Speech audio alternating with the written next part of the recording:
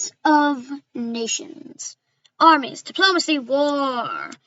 But there is an average game that goes on for the first in-game century of a server, so I'll be describing that to you today in Countryball style. We start off in a fresh new server, and everyone chooses their country and mini-wars just to gain land to form big, beefy empires.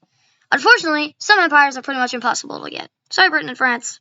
Oh yeah, also places can break away, like Venice breaking away from Italy. If the nation is controlled by a player, then the nation will usually reabsorb the breakaway, unless you're Brazil. Because one of Brazil's breakaways is literally more than 50% of Brazil. It's the Amazon region.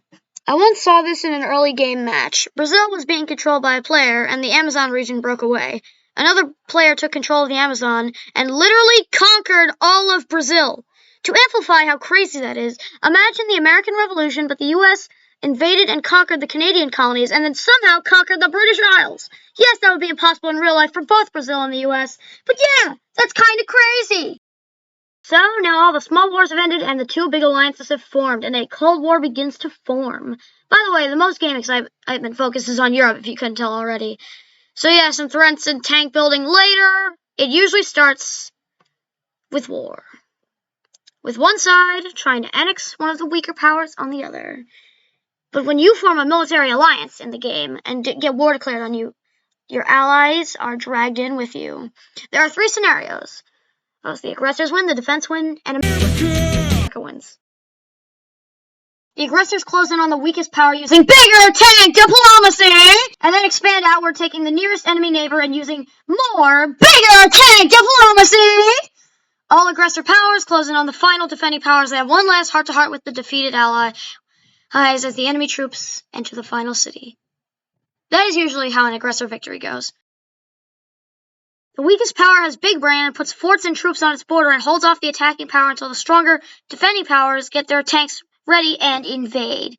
Yeah, this scenario is a big bloodbath of block characters, as when the bigger defending powers get their tanks ready, then they use bigger tank diplomacy to push back the attacking powers until the war is won by the defending powers, and the land is split by who captured what.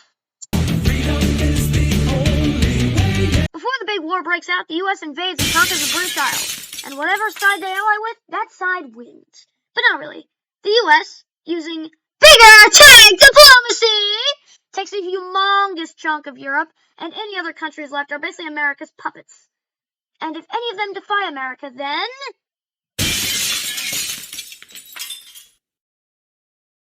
the big war is over, and whatever scenario happens, the same thing happens. After the big battle, world peace is mostly a thing, and the game gets boring. Everyone starts to leave, and the server dies. There's also a post-big war scenario where the victors turn against each other, but those wars are nowhere near the magnitude of the war before it.